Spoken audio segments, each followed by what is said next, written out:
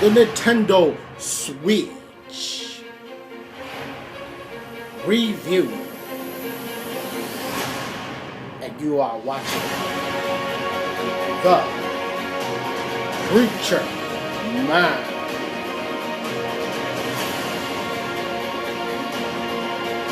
You shall witness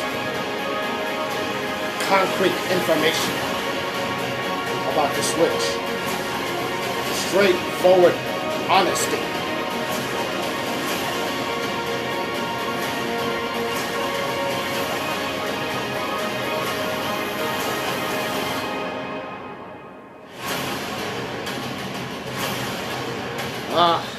I know that's over the top, guys, but I believe that if I'm going to do this, let me do it right. Alright, enough about that.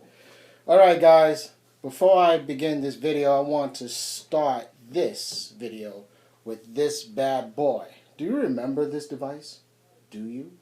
This here is the TurboGrafx portable device that came out in the late 80s, early 90s.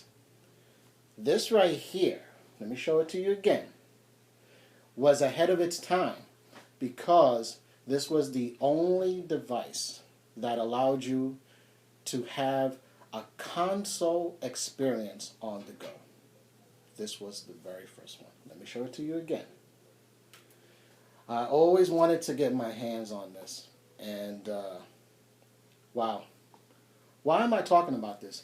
Because to me, to my knowledge, correct me if I'm wrong, you could just correct me in the comments below, I do not recall any other device that came after the TurboGrafx 16 portable device that allowed you to have a console experience on the go.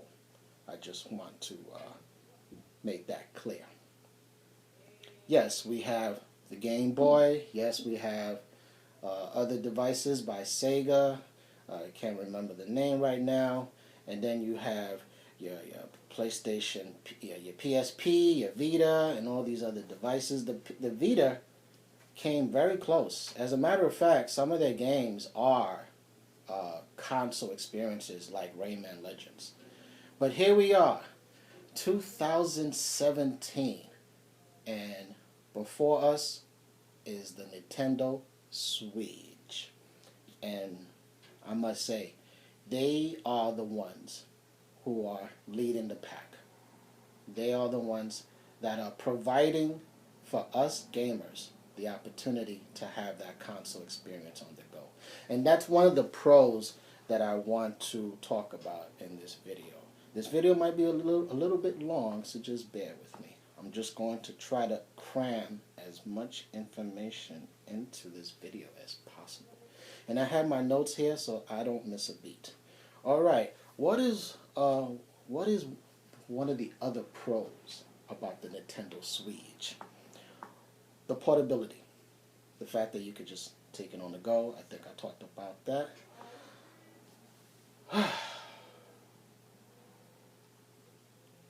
The Pro Controller. Let me tell you, in my unboxing, I was talking about how satisfied and pleased I was with this bad boy.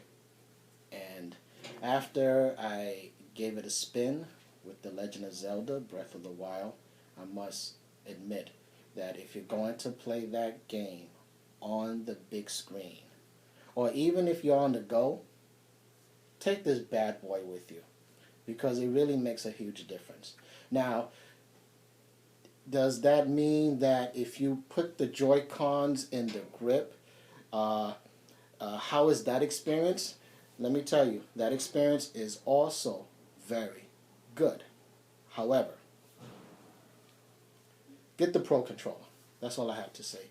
Get this controller, because the shoulder buttons, the comfortability of this, it's a must. Now, what else I want to talk about? The interface of the Switch is so responsive and quick. Probably the most responsive interface right now for any console. Faster than the PS4, in my opinion. Yes. because before the Switch, the PS4 was the leader of the pack when it came to a console that provided quick responses. The Switch, much faster to me. And speaking of the Switch, let's take a closer look at the Switch. Here's my Switch. Right now it's connected to my TV right over there. Two things I'm going to show you. Number one, I'm going to show you how easy it is to just simply remove the Joy-Cons while the Switch is in the docking station. And number two, I'm going to lift the Switch from the docking station just to show you guys how fast the signal reaches the Switch from my TV. So here we go. I'm removing the left Joy-Con by pressing the button on the back of the Joy-Con. There you go. Very easy. And it makes an excellent, satisfying clicking sound when you put it back into the Switch. Heard that? Nice, nice. Very, very cool. And now I'm about to lift up the Joy-Con, the Switch, so that you guys can see. Look how quick that was. Right now, there's no signal, of course, because I have a portable console in my hand. Now, what I'm going to do is I'm going to put back the Switch into the docking station so that you can see how fast the signal reaches from the Switch to my TV. Gotta put it back nice and easy. Now I'm going to switch it to the TV. There you have it. It takes approximately 5 seconds for it to appear on my TV, as you can see. Here's the interface, guys. As you can see, the only two games that I have available right now are The Legend of Zelda Breath of the Wild and Snipperclips. And I'm going to show you guys other features of this console, beginning with the system settings. I love that sound. Airplane mode, screen brightness, screen lock, parental controls, internet, data management. If you take a good look at the right hand side, it shows that under system memory, 24.7 gigabytes left. And on the right hand side, the micro USB card, right now I don't have any, but I'm planning on buying the Samsung 256 gigabyte card, which is the largest card that you can buy right now for your Switch. Amazon, they sell it for $199, which is pretty expensive, but there are other ones out there between, I believe, 32 gig, 64 gig, 128 gig.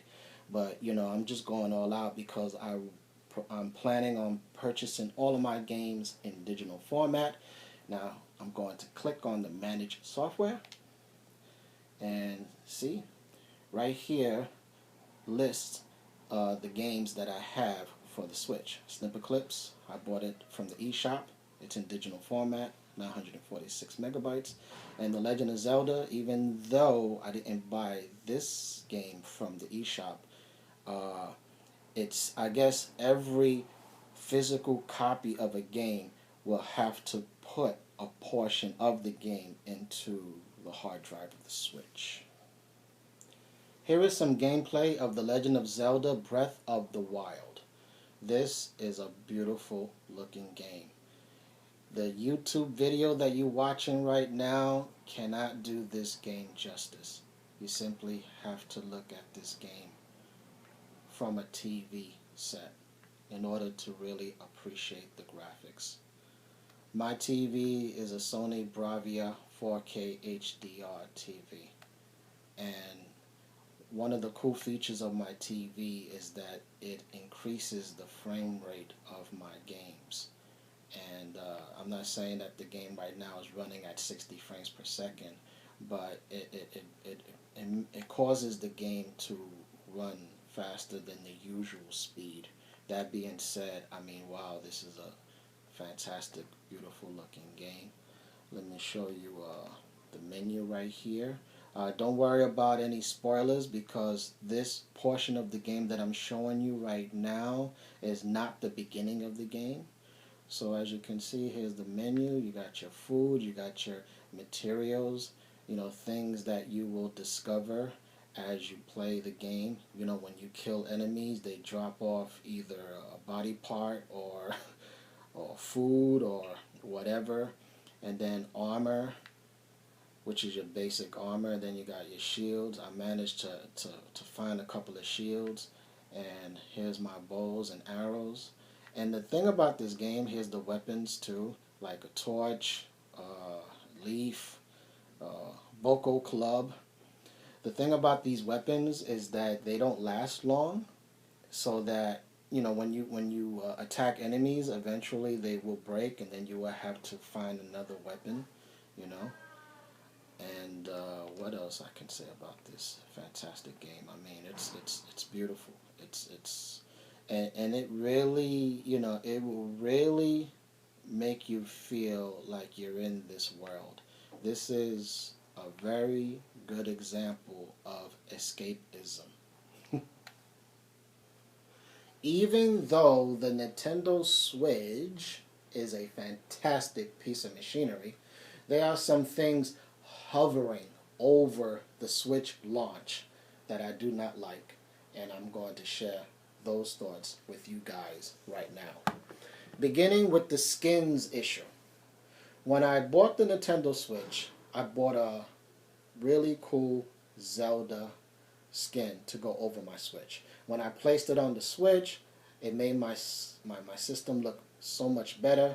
And then the next day I was checking out this article by Reddit that was talking about the fact that if you put a skin over your Switch, it will ruin the exterior of the Joy-Cons and the back of the Switch.